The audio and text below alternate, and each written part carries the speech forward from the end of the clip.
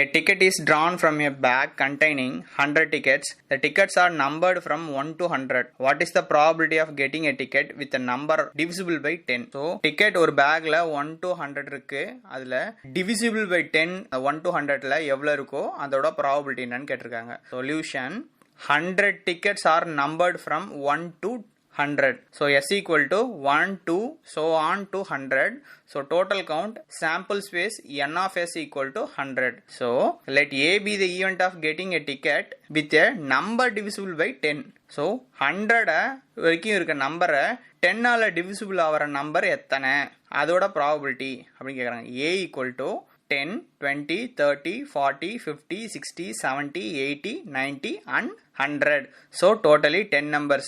N of A equal to 10. Probability of A equal to N of A by N of S equal to 10 by 100, that is 1 by 10.